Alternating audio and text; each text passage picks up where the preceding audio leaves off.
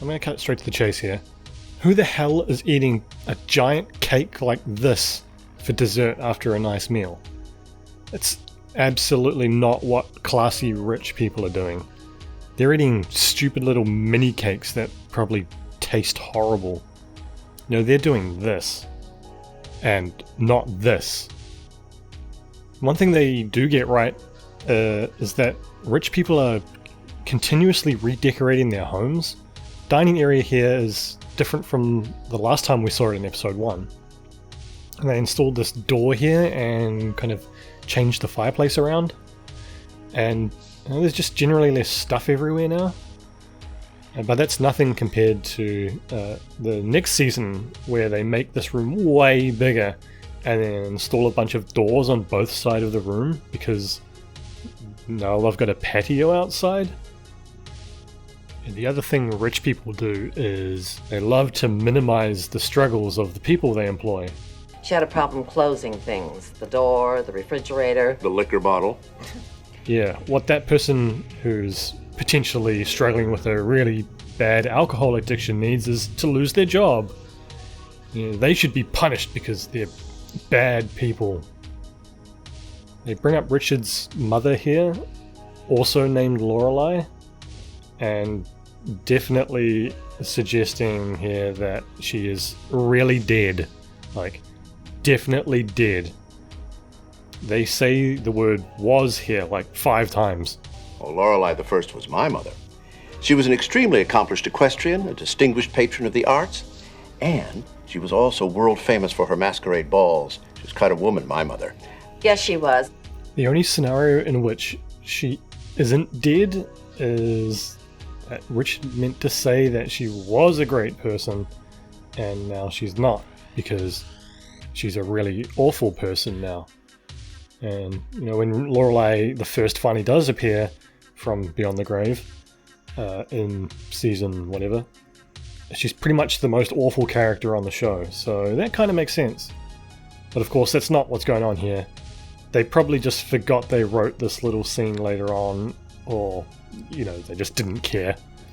I have this theory that Edward Herrmann approaches the role of Richard Gilmore with, like, 0 fucks, and takes every opportunity to, like, ham up every single line that he can. Like, just often enough for it to be noticeable, but not quite enough that someone would actually call him out on set. And here's example number 1 of this. Physical fitness is as important as intellectual fitness, so says Plato, and so say I. You know, it's not the craziest line delivery, but it's bad, and I do like the little face he pulls at the end. Part of the latest renovations was the addition of one of those fancy film set lights, you know, just over here. You know, I'm not some big-time movie or TV production expert. I'm just a guy that's watched more Gilmore Girls than any human should be allowed. But this sort of thing happens a lot on the show, where I'm guessing like they blocked the shots out thinking that the sides would be cropped out because they were filming for TV back then, 2001, when it was all 4:3 ratio. You know, no one would ever see what's happening on the side of the shot. You know, it's like why the intro credits are still in 4:3. But then they released it years later, looking all fresh and in glorious widescreen, complete with all the stagehands, literal hands that weren't seen originally. Or like just the whole cameraman is visible. He's like, just crop me out later, it's all good, bro. My favorite example of this is in season 3 when Rory is on the phone with Madeline, but the joke is that Paris made her call Rory. But the joke gets ruined in widescreen because you could just see Paris sitting there next to her. Maybe Emily just wanted this big ass stage light over here, who knows. Maybe it's a thing rich people do that I've got no idea about. You know, I really like Lauren Graham. I think she's great, and I think this show was successful mostly because of her. But one thing she does that really annoys me is when she has to say something that her character is supposed to find funny, and her fake laughing is really, really terrible. Thanks. I'd rather cut off my head and use it as a punch bowl than go to the club with you. And gay head. The relentless parade of terrible people continues as the weird twins and their awful mother inspect preparations for their weddings. The mother blames her husband for spoiling their children, as she is literally complaining about how she's paying for the wedding, making sure that the event is about to go flawlessly. The father is almost certainly a terrible person too, but come on lady, your children are awful and it's entirely your fault. She's like, I don't get it, why won't they leave home? There's like 20 people working in the fields right now? How many people does Lorelai employ at the inn? And why does she dress them like they're on safari in the 20s? Emily accidentally puts on Richard's golf pants and then gets mad at him for some reason. And why is Rory coming through the back door here? Isn't that the servants' entrance? Rory has to put on some whack-ass golf outfit, but she has enough self-respect to keep her baby G watch on, and that should really wow them at the club. Immediately we see the golf course is just the same place they filmed the Independence Inn outdoor scenes at. Like, it's crazy obvious. They do try their best to make it seem like a golf course. There's a bunch of people carrying around golf bags, a few golf carts whizzing by, and then they just whack some tee markers and a little ball washer thing down here, and boom! Instant golf course. Except for the fact that it looks exactly like the inn. And look, there's even one of Lorelai's safari workers down here raking leaves. Again, I'm not a TV producer, but they probably just filmed all of these scenes on the same day or days and just sent one of the extras from the wedding prep scene down here. Or maybe he just wandered away and nobody noticed. The actual location they filmed at is just out of LA. Now here's the inn, and I'm guessing it's a popular filming location. There's this Google Maps photosphere here showing some other thing being filmed, maybe some sort of golf movie. I like the guy over here just slacking off, not giving a fuck. My man. Rory actually does a really good job at hitting the pre-dug divot out of the ground. Yeah, that's probably just as hard as actually hitting the ball itself. Yeah, this likely took several takes. Then after Richard replaces the divot, there's an even bigger, easier to hit clump positioned right out in front for her. Also, this golf course is terribly laid out. They seem to have to walk for miles just to get to the next tee. And golf courses are generally designed so that the green of one hole is right next to the tee for the next hole. And you usually don't see other golf carts and people walking in the opposite or random directions around you, because everyone's theoretically going around in the same direction. I think they just decided to employ their normal approach to directing the background actors. Just shove a bunch of people out here and make them all walk in different directions. A couple of people walking around carrying a single golf club. Like, who does that? They remember to take this guy's safari hat off at least. Ooh, insert golf sound effects because it's a golf course. I'm just going to wander over here and flip one pancake and then walk back over here. And what the hell is Suki, the fine dining chef, making that has Cheerios in it? Sauna scene means it's time for our favourite game. Which actor shows up as different people in the show? Before we start, I'd just like to point out that we're 3 episodes into the show, and we're about to see the 8th actor that has had more than one role on the show. Okay, first of all, this one's pretty obvious. Old Julian Johnson right here comes back in season 4 as that confused reverend at Lorelai the First's second funeral. And then he comes back again later as Charlie in A Year in Life. In the next sauna over, Nanette, who's one of these ladies, comes back in season 3 to play Luke's future mother-in-law, Mrs. Leahy. You know, Nicole's mother when they met her that one time. Later on in the episode, there's also someone credited as Irate Mother, the lady that's been awful to her poor daughter. She returns in season 2 as the similarly named Mom Number 2. Then she also gets a third payday in season 7 in what is her defining role, middle-aged woman. You know, that's the one I think she'll really be remembered for. You know how sometimes you never comprehend some of the lines in a TV show, even after you've watched it multiple times? Well, I only just realized that this lady is asking when some other lady is getting out of jail for shooting her ex-husband, after the other lady suggests that the man's second wife should also have shot him for buying another woman the same bracelet. Like, am I the only one that didn't register this until now? I also had to look up what all things frilly means because I'm a poor naive young man. Apparently it means he likes to wear women's underwear. And at least Rory is reasonable enough to acknowledge that this wouldn't affect his ability to do brokering. Hey, Mick/Kirk is back here. I think it's probably Mick. He's been a surprisingly sassy little bitch here. You know, very not like Kirk. This is 20 Swans? Sure, why not? He's been a swan delivery man who'll drive you into a dark place.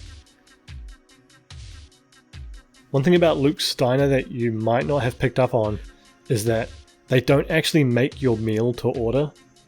They have every single one of the items on the menu made in the back, and when you place your order, they just walk back there and bring it out.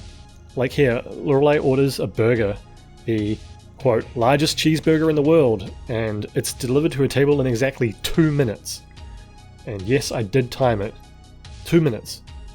2 minutes for him to write down the order, give it to the kitchen, grill up a patty, toast the buns, maybe they don't do that, they don't look toasted here, melt some cheese on it, assemble the plate, add the fries, ding the bell, wait for Luke to come and grab it, and wander back over and hand her the food in 2 minutes. In fact, it's probably less than 2 minutes. After 30 seconds, Luke is still pissing about with the coffee machine or something, and Lorelai has to start yelling at him.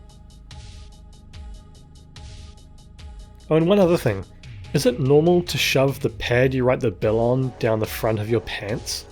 You know, the pad you then give to the customer on the table they eat from? Is that a thing? I can't remember if there's any evidence that Luke wears underwear on the show, but I sure hope he does. At the wedding dance practice scene, we see the growing trend of having stage lighting has spread to the inn. It could be some sort of movie set themed wedding. Oh hey look, it's the back porch. They don't sit out here very often. Aren't they supposed to have their clothes washing machine and dryer out here? Maybe that explains why Lorelai had to send all her shit to the dry cleaners in the last episode, because somebody just straight up stole their whole laundry? And it's all starting to make sense. Actually, I think this is the side porch. Like, it's between their house and Babette's house. Apparently there's a door on the inside, and the door to the back porch goes out from the kitchen, which is on the other side of the house. But, as we know from the previous episode, the other side of the house is Suki's house. So... Hey, you know that thing they do in TV and movies where you see the reflection of someone's face in a mirror that they themselves are supposed to be looking into, but somehow the camera can see their face? Now, Rory does that here, and if you think about it for like 2 seconds, it's a really stupid, embarrassing thing to do.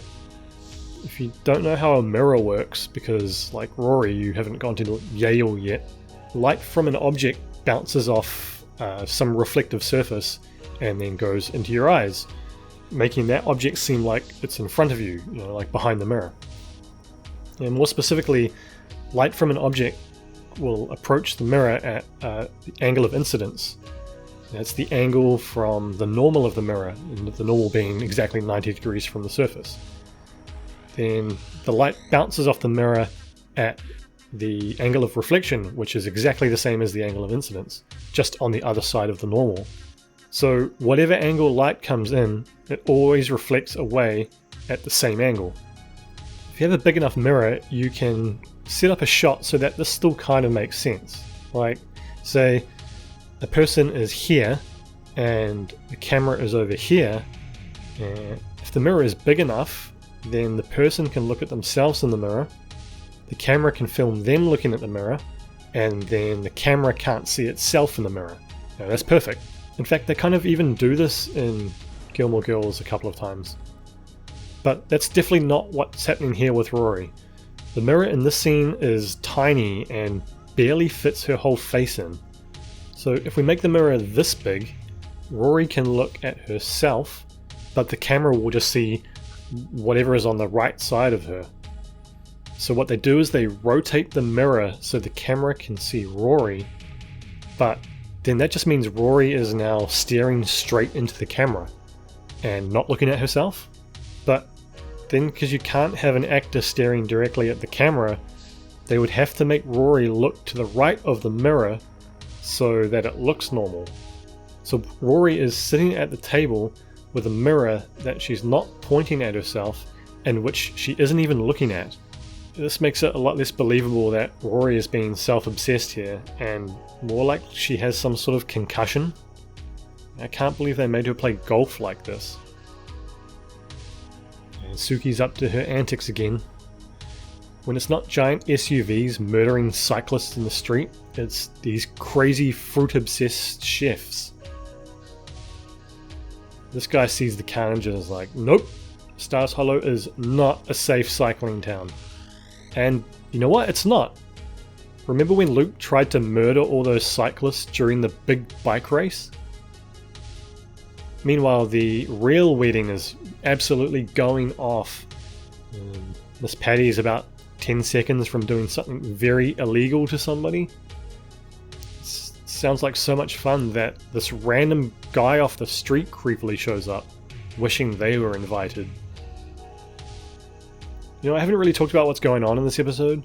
The main theme of this one is that Lorelai doesn't like the fact that Rory gets the opportunity to hang out with her grandparents outside of obligation, and that she actually starts enjoying herself. Then Lorelai sees this happening and wants to stop it because she's a bad person, a very selfish person.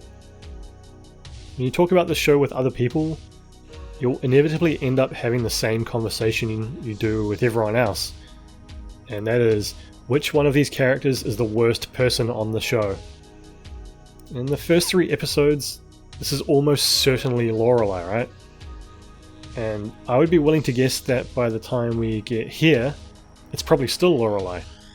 And by the time we get here, it's absolutely still Lorelai.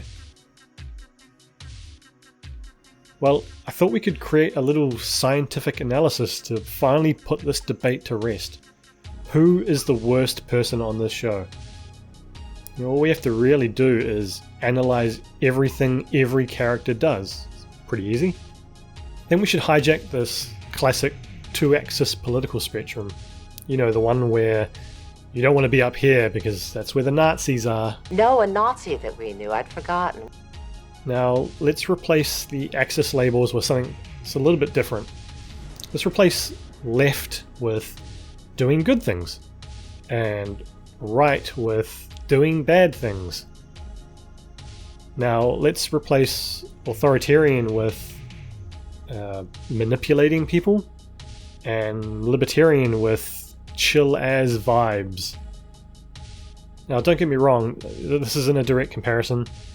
I think libertarians are weirdo pedophiles, and there's obviously a difference between making sure everyone has good healthcare and education, and making sure most people are too poor to afford healthcare and education. But our graph should do a pretty good job at splitting out the manipulative characters from just the evil ones. Okay, so let's test this out on what we've observed so far from each person in the first 3 episodes. Let's start with Rory. She's mostly just along for the ride in these first episodes. In the first one, she meets a boy and then tries to convince her mother that she doesn't need to go to the expensive school. It's slightly manipulative, but overall it's just stupid rather than good or bad. She's probably down here somewhere, I think. In episode 2, she deals well with getting bullied by the assholes at her school. It's good. Then in episode 3, she wants to strengthen the relationship with her grandfather. Overall, a pretty nice thing to do. Actually, let's move her back a bit, since she gossips about that guy wearing women's underwear to Richard. That ain't none of your business, Rory. Richard has been mostly passive so far as well. He was a bit of a dickhead at dinner in the first episode. He wasn't in the second episode at all. But in this episode, he took time out of his busy schedule to teach his granddaughter how to play golf and show her a good time at the club. He even fosters her love of reading by getting her excited about some dumb book he's got. And overall, I think he's been a good character. Emily, on the other hand, is obviously a little bit more manipulative. When Lorelai comes to Emily for the money for Chilton, she wants something in return. But that thing is the chance to see her family, a good thing.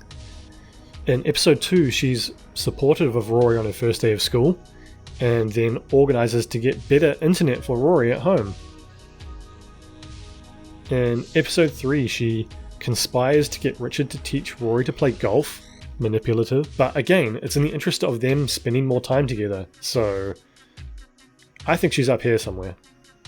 Luke spends every scene convincing Lorelai and Rory that they shouldn't drink so much coffee, on multiple occasions refusing to give her any, convinces them to eat less red meat, and to just consume less in general. He also talks about how golf courses are an environmental blight. All things he's right about, and he's just trying to improve their health and make sure the planet's inhabitable. Suki obviously doesn't believe in workplace safety regulations. It's not chill, but it's definitely libertarian vibes. And tries to kill her workmates on several occasions. We'll put the crazy lady over here. Now let's look at Lorelai. In episode 1, she's trying to make sure she can pay for Rory's school, which is a good thing. But turns out she has to go to her parents for money. People who she has been actively stopping her daughter from having contact for her entire life. Bad. Then in episode 2, she denies them from getting DSL, something that would help her child's education, just because her mother was paying for it. Then goes and yells at her in public for it. And then in this episode, she tries to stop her daughter from having contact with their grandparents outside of their Friday night dinners, to the point of yelling at her for wanting to see them. I'm not saying this proves my original assessment that Lorelai is the worst, but again, this is the Nazi corner. I understand that you need to make a character do something bad so that they can later redeem themselves, character arcs and whatnot, but Lorelai has arced herself around 3 times in 3 episodes already. I probably should have made a bigger graph. Next episode, Lorelai wants to bang Rory's teacher? Oh boy. Well, look forward to that in the next episode. Bye for now.